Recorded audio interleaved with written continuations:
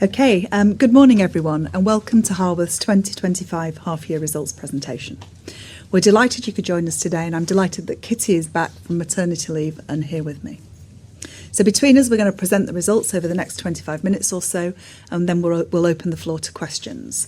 We're going to take questions from everybody in the room here first, but for those joining online, please submit your questions and we'll do our best to answer as many as possible. So turning to the highlights. I'm pleased with the progress that the business has made during the first half of the year. There's a lot going on across our portfolio and we are continuing to make good solid progress against our strategic objectives. The market backdrop remains tricky as businesses navigate through the impact of last October's budget and the market view on the economy, with any expected early improvement not quite there yet. That said, for Harworth, we're a through-the-cycle business with a clear strategy, strong execution, and our core sectors of industrial and logistics and residential remain in structural undersupply, and we have a strong land bank to deliver into these markets. Through the year, we've been utilising our balance sheet and investing across our sites to support both sales and future development. Strong operational momentum underpins progress against our strategy and has delivered solid growth at a gross assets level. Our industrial and logistics assets have performed well and are the main drivers of value at a portfolio level, delivering an 8% property return and are a key driver of future growth. Residential assets were stable at a headline level, though with some mixed valuation outcomes in this period, and this has impacted our total accounting return, which remains positive and moving us forwards towards our 1 billion of EPRA NDV target. Kitty will cover this in more detail as we move through the presentation. All of this is reflected in strong organic growth that we've driven at a gross asset level, up 53% to just shy of 945 million since the end of 2020.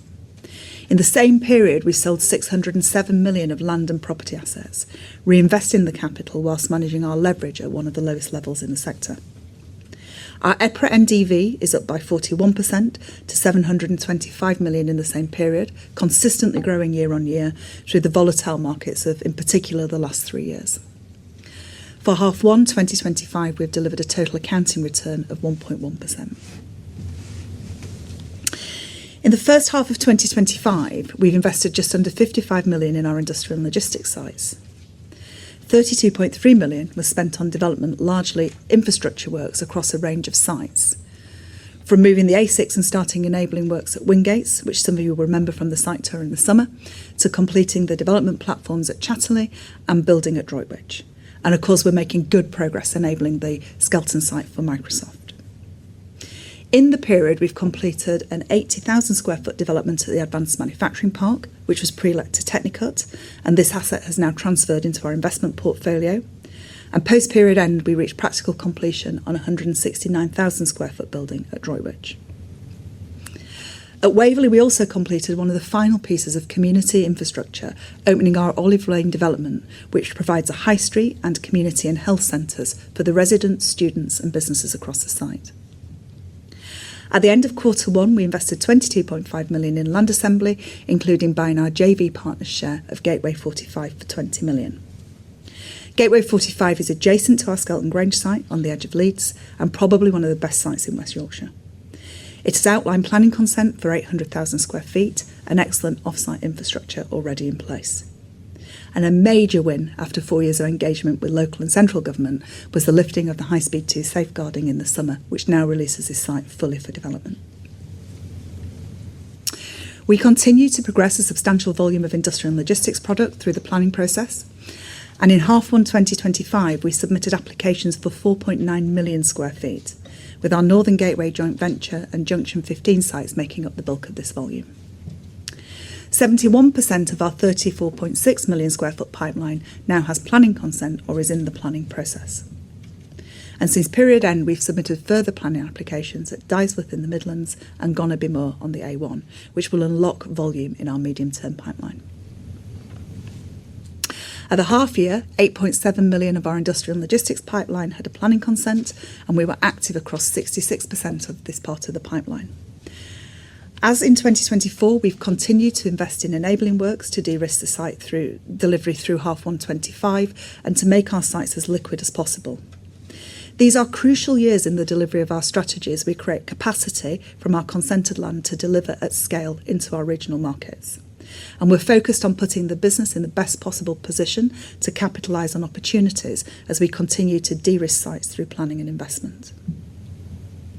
At the period end, we progressed a sizable pipeline with 2.4 million square feet of enabling works completed at sites such as Chatterley Valley near Stoke, Gateway 36 at Barnsley, and the Advanced Manufacturing Park in Rotherham.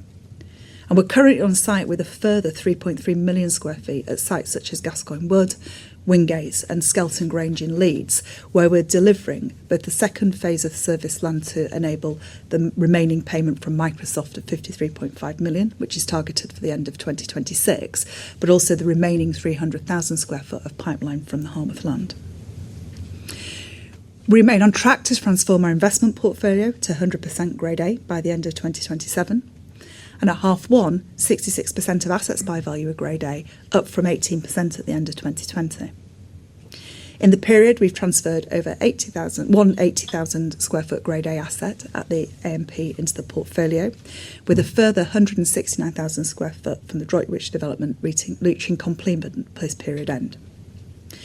We continue to recycle capital by selling secondary assets, having sold 434,000 square foot in the year to date across 2 assets.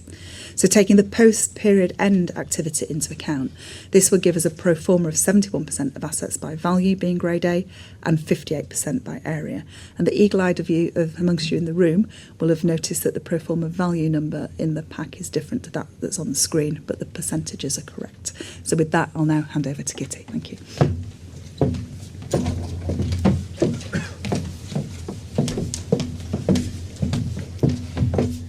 Thank you, Linda, and good morning, everyone. It's great to be back in the room and to see you all again. I seem to have been gifted some bugs from the back-to-school crew at home, so bear with me if I sneeze or cough or need a tissue or a drink. But let's get looking at the portfolio.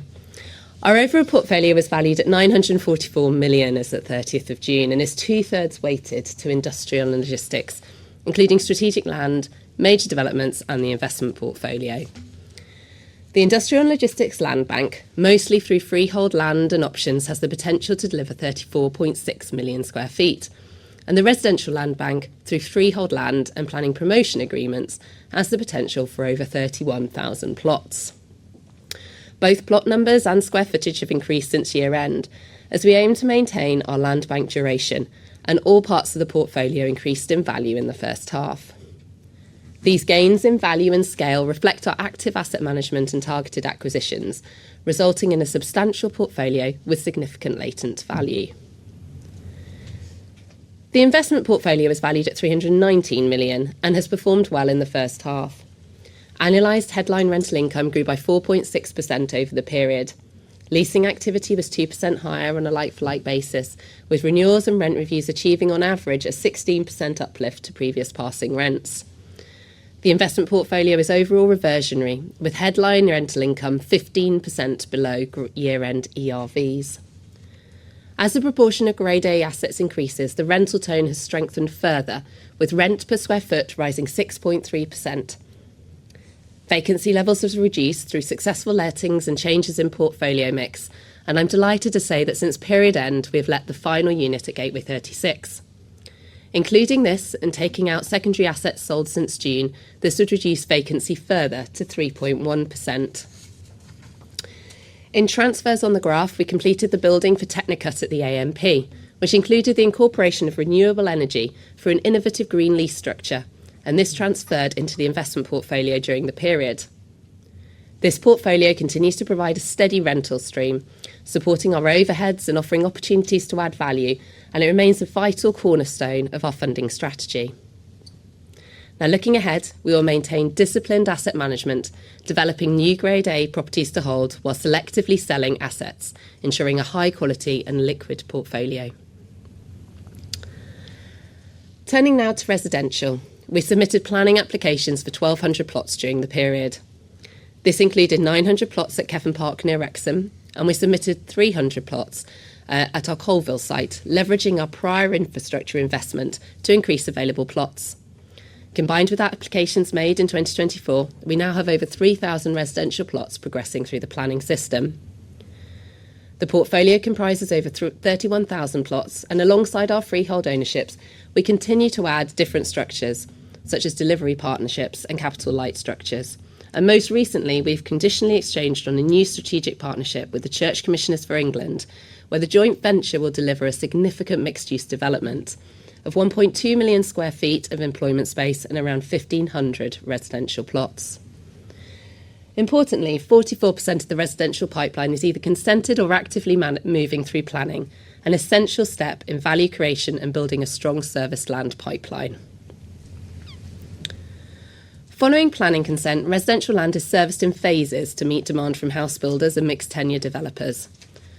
Currently, 69% of land with planning consent has enabling works underway on site as part of our phased delivery. We've seen solid demand for land in the first half of the year.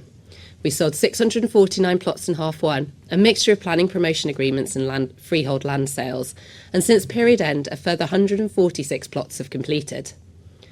We also have around 1,500 plots conditionally exchanged and in legal process for sale in the second half, and once these complete, we're on track to exceed our 2,000 plot sales target for the year.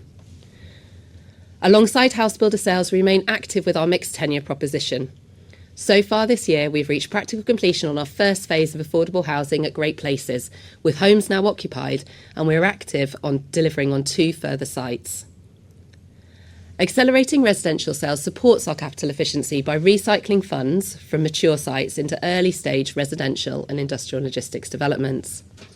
All our schemes have placemaking initiatives, and we've continued to be active throughout 2025, including achieving practical completion of 2 forest schools on our Thoresby Vale and Colville sites, opening in time for the new school year.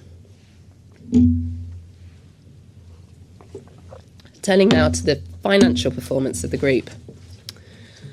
Our key financial metric is EPRA NDV, which reflects our net assets adjusted to show the current value of our property portfolio as at 30th of June. This value is independently assessed every 6 months and reported in our accounts. And in the first half of 2025, our EPRA NDV increased by 0.8% to 725 million.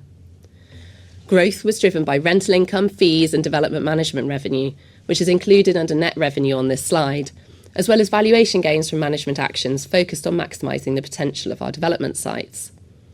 These gains were partially offset by operating costs, interest and dividends, and this steady progress in NDV moves us closer to the £1 billion target for the end of 2027.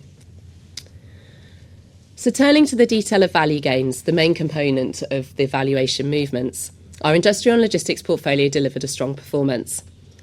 Value gains reflecting a property return of 5% were driven by management actions in strategic land and major developments. For example, at Wingates, heavy investment in servicing land combined with rising rents in the northwest market contributed to these gains, and at Droitwich we were on site close to completing our Grade A building, all contributing to an 8% return in the land part of the portfolio. This moves us closer to our target of delivering 4 million square feet of built space or serviced land sales by 2027. Additionally, our investment portfolio saw value gains of 1.6% in the first half, supported by active asset management, successful lettings and a rental market providing growth. And combined with the rent yield from this part of the portfolio, gives a total property return of around 4.1% for this part in the first half. Turning to the residential portfolio, one of its key roles, especially for more mature sites, is to generate cash through land sales, which are then reinvest into the business for value creation. The residential value performance this half was mixed. Strategic land was flat as planning applications were put into the system. These remain at the beginning of their planning journey and will generate value as approvals progress. In major developments, demand for serviced residential land remains strong, with 649 plots sold in period, and this was reflected in the headline valuations, which remained stable, with some sites increasing in value. We saw some rising delivery costs, some one-off, which led to a 3% reduction in valuation.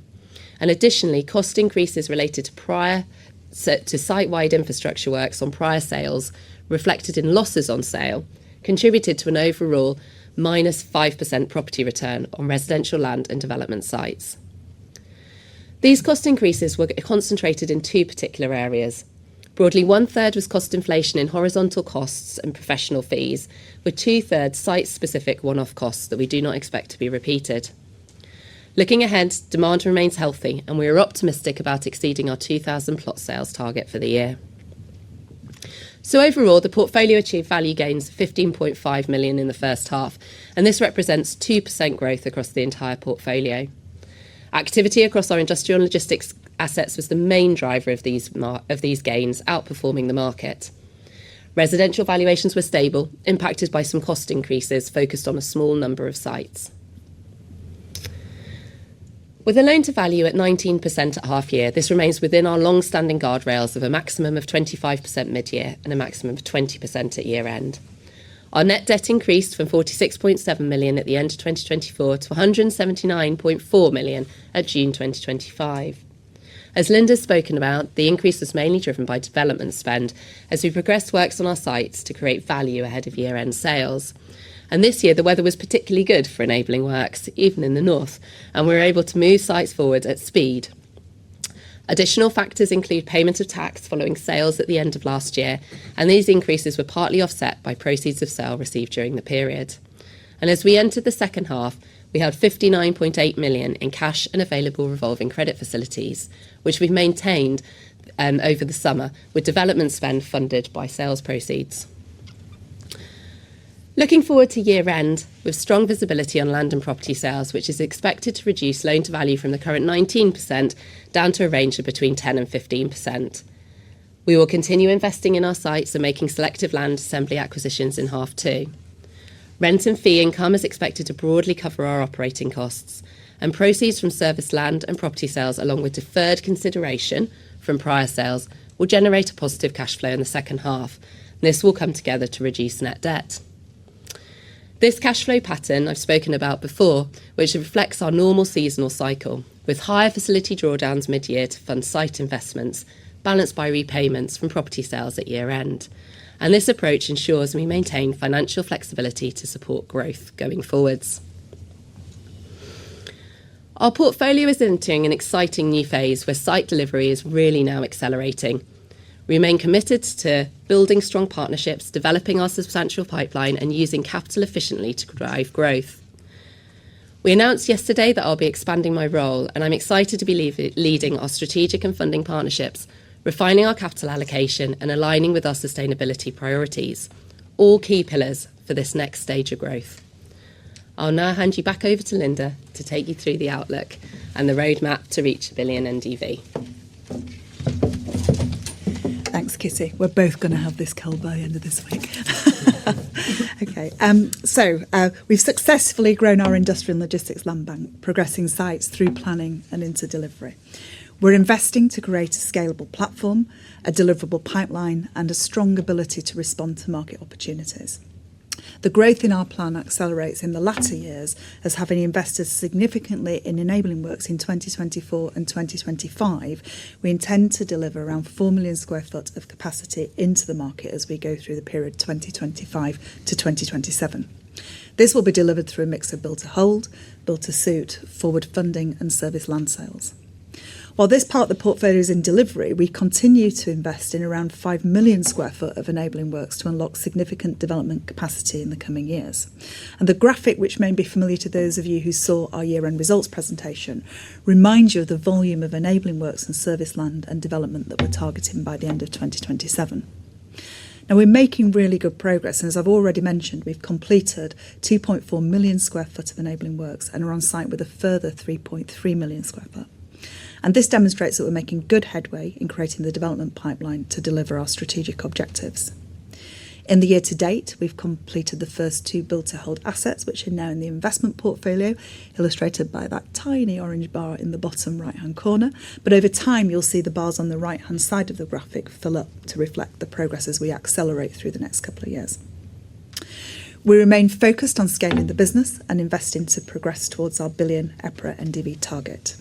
Since the end of 2020, we've delivered cumulative growth of 40.5%, which equates to a compound annual growth rate of around 7.7%. Now, the chart illustrates the key elements driving us to 1 billion, and having built a deliverable pipeline, we have a line of sight on what we need to do to get there. There's no silver bullet. As we continue to invest the cash that we generate to drive the land bank forward, it's a mix of these components and our ability to flex and respond to market conditions and pivot into opportunities that will deliver sustainable growth and value creation. So in summary, We've opened up the next generation of sites in our portfolio, and we've built a scalable platform that supports value growth across all areas. Our land bank is one of our superpowers. We have sites with planning consents in strong locations across the regions that can deliver at scale.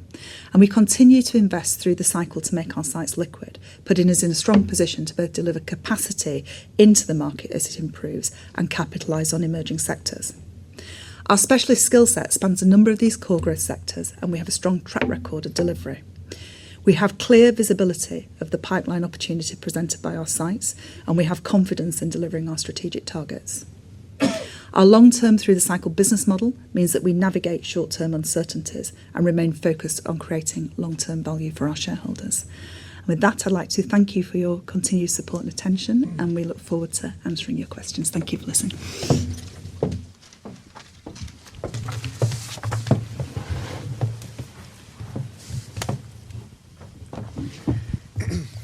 Bjorn Ziesman from Panmure Liberum. Just a quick question on residential profit margins. You've mentioned the 1/3, 2/3 split that you expect 2/3 are non-repeatable. But on the 1/3, do you expect any profit margin pressure on residential sites relative to where they were 2 years ago as a result of professional fees and other fees rising? So I think we've sort of seen those increases that have come through to half year, and it's important to think about sort of the way that the valuations are put together. So they're all independently done at the half year, and part of that involves a third party view on the cost plans to deliver the sites. That's not just the costs sort of as at now. What we do is project forward all of the remaining costs for the sites going forward. So in effect, if you see inflation now, it's then applied across everything that's to come. I think it feels like inflation has been slowing this year, so we still think there's probably maybe a little bit more to come in the second half, but at a more muted level than we've seen in previous sort of periods. So that's something that we bear in mind, but in the numbers that we present today, we've taken a good chunk of that in. Yeah. And labour cost inflation is probably something that everybody's watching in terms of as we go through the second half and into next year as well. And just to follow on question, if I may, just on the industrial and logistics demand and how that mix is shifting. Are you seeing more demand from manufacturing versus logistics, for example, and how is that progressing? The honest answer is we've always seen a mix, we've got a pretty sort of heavy chunk of our investment portfolio, and what we build is actually built for manufacturing. I think we've in the trading statement in August, we have line of sight on about 1.2 million square foot of demand. So some of that is Gateway 36, was one of those things in the mix, but that spans pre-lets and actually service land sales, and again it is pretty much a range of sectors, from 3PLs through to manufacturing. And you're starting to see, certainly in the regions that we operate in, an awful lot of noise around defence, but also around power, mini nuclear, and actually where that will be manufactured. So you're starting to see that manufacturing momentum start to rumble in terms of probably what's going to come forward over the next 5 years or so. Thank you.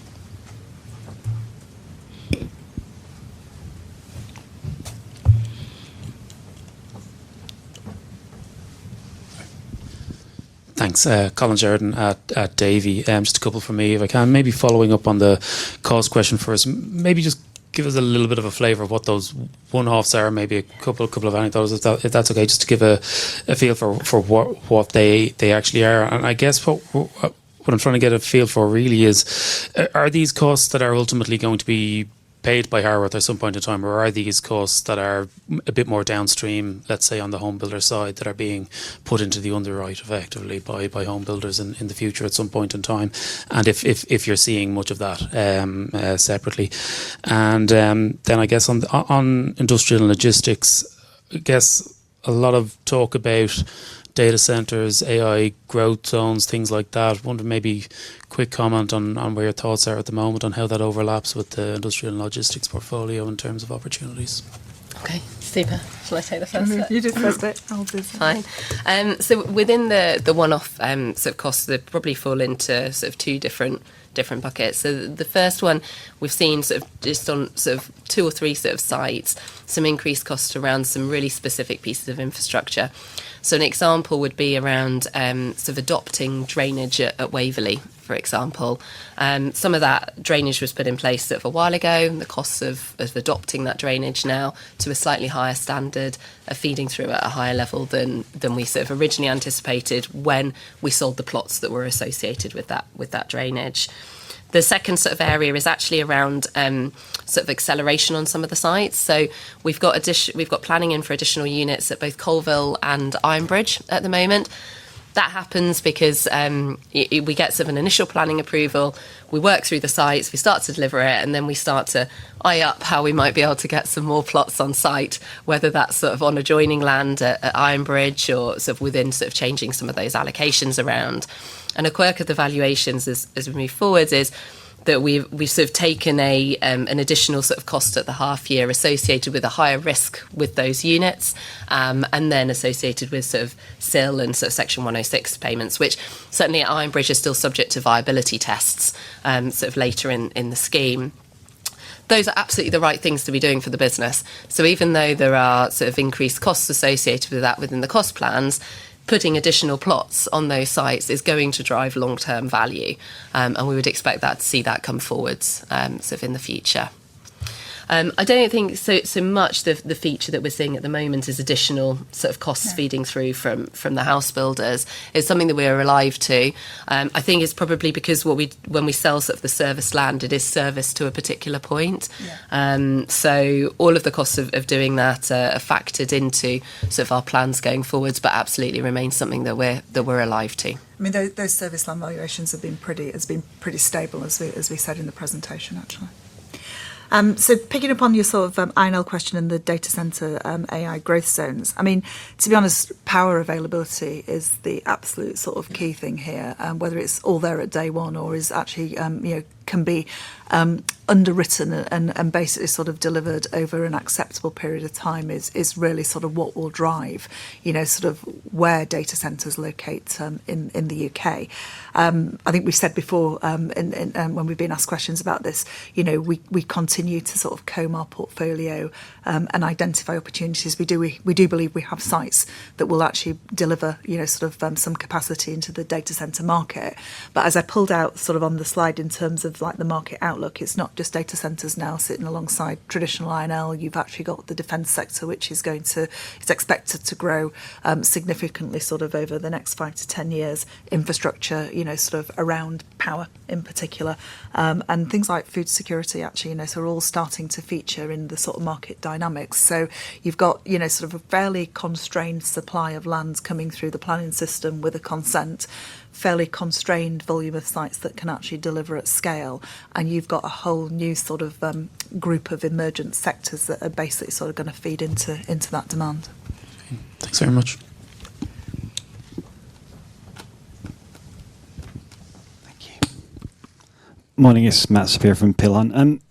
Can I ask the question about the capital light opportunities? Can you just talk us through obviously the one you've announced with the church commissioners, how the economics of that work and how significant do you think this could be as a growth driver for the business going forwards? Do you do that? Yeah, so I suppose the church commissioners as a joint venture is sort of the second one in these sort of strategic partnerships that we've looked at. The first being sort of one that we put in place so back end of last year at sort of Grimsby, and the way that these have worked is a way of sort of working with landowners who perhaps hold sort of very big sort of land banks, but don't necessarily have the expertise to bring them forward through sort of delivery of sort of master planning, phased sort of delivery, or sort of the capital and balance sheet to bring them forwards. So it gives us the opportunity to work on some really amazing sort of sites where effectively they bring the land, we bring our expertise, and some of our balance sheet to deliver it, our expertise in bringing sort of debt and other capital sources as well. And then there's a profit sort of share as we work out sort of the back end. So for us, it gives us the benefit. We're not carrying sort of the land all the way through that sort of initial sort of phase. We can come in, we can work through them relatively quickly. We can take sort of a share of the profits and sort of fees and upside for really being the ones to drive the scheme forwards. I think we see it in particular in a particular part of the portfolio, Matt. So it's not necessarily something that we'll sort of pivot everything towards, but actually, you know, we have the skill set in house. It makes sense to leverage that and to use it sort of across other sites. And it's just a portion of the portfolio that will sit alongside our more normal sort of acquisitions. It's fair to say, I mean, it plays incredibly well into that master developer skill set, because that really is what this is all about. And we're a master developer, I would say par excellence, but also with a balance sheet that enables us to co-invest. So you are going to see, I think, sort of more different types of models actually emerge, you know, sort of as landowners sort of look to unlock some of their sort of land bank opportunities. And I think this has a really sort of a good place in it for us.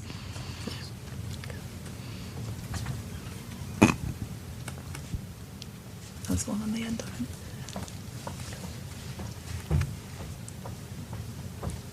Thank you. Morning, Saram Chowdhury from Jefferies. Just on the INL pipeline, on that 4 million square foot, how would you forecast, or I guess guide rather, on that 60% split between build to suit, forward funding and service land? Is it a relatively even split, or is there, I don't know, greater focus on service land?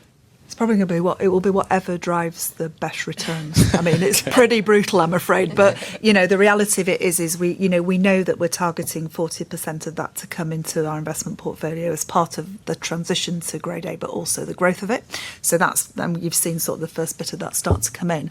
The rest of it, you know, one of the beauties of our portfolio is it is land, service land, with planning consent that's sitting sort of in that 4 million bucket as we continue to work through these sites, which means we've got product that we can deploy into the market in a way that actually drives the best returns. So, you know, we won't build it if it's not driving returns that we need. And you've seen, you know, as sell sites like Amnesty, as sell sites like Callingley, do sites like the Microsoft deal, you sort of do those every day of the week. If it was driving, you know, that level of returns, because we can then redeploy really quickly into something else. So it's probably pretty brutal, isn't it, from that perspective? It absolutely is. I think the way sometimes I think about it is that 60% is all in effect forms of land sales. It's just sort of, you know, if you're selling sort of under a forward funding agreement, or we're selling sort of under build to suit, there are additional revenue streams that we can, sort of additional layers of profit that we can take on it. So it's a balance, isn't it? As Linda says, if we're sort of selling and we're taking sort of then that profit margin or sort of development fee, that might make sense. Equally, sort of a really stellar deal like a Microsoft sort of deal, you know, you're effectively getting that just within sort of the service sort of land sale as well. So we'll always weigh up the opportunities, balance the risk across the portfolio, but it will be a combination of all three. Great. Thank you.